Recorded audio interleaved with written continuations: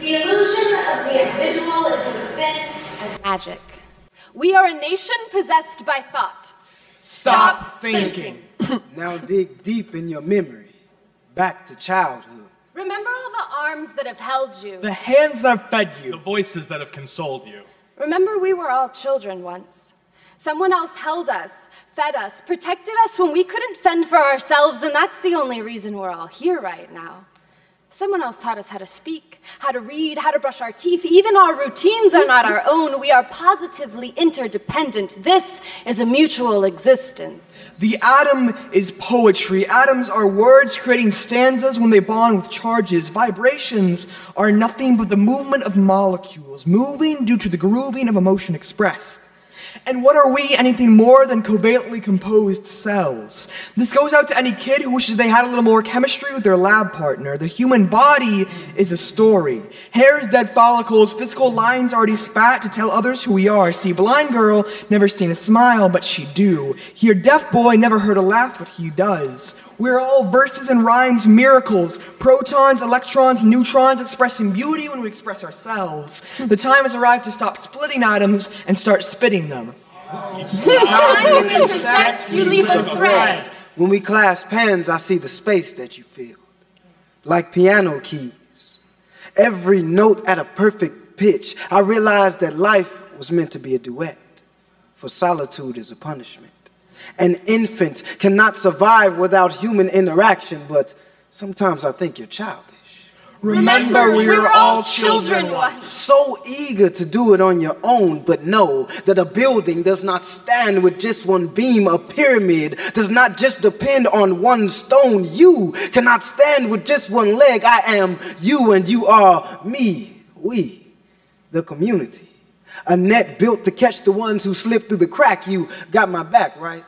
Left, right, left, stand and march to the beat of just one drum. This masterpiece was orchestrated from your first heartbeat. From the moment you were born, you joined this rhythm of kinship.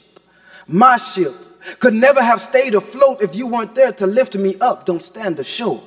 Will you get on board and fight with me through this storm, or will you let me drown?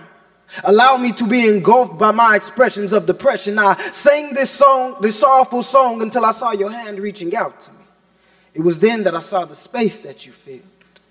Heard the beautiful song that I would synchronize my soul to, like piano keys.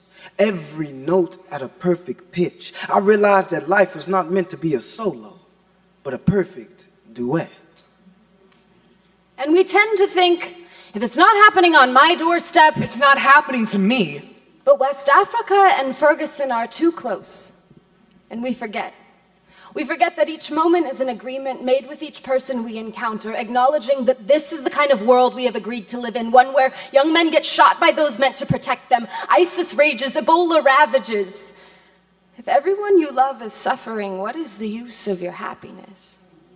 Community is only built when we recognize our insignificance, our similarities.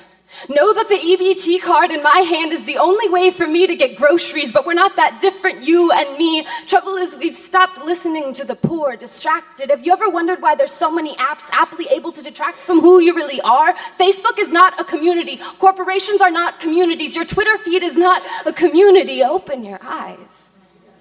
See, the single mother herding her children in the heat at the bus stop. The young man walking his groceries home in his hands, they might just be waiting for you to bump into them. In the garden of God, we are all children. Each time you intersect, you leave a thread. We are standing in the middle of America, center of the universe, where there is always a place for song and groundbreaking and moon landing, this perfect osmosis between you and a stranger, the who's who and the what's what, and the you is you of the Dust Bowl winds howling and carrying our voices. Let us be wordsmiths down south. Let's be verbal hurricanes moving out to the Atlantic. Let's warn the West Coast. We write like wind tunnels waiting to suck the air from your lungs. We do not choke when we speak. We keep your spokes spinning. We are winning when we are moving as one. Thank you.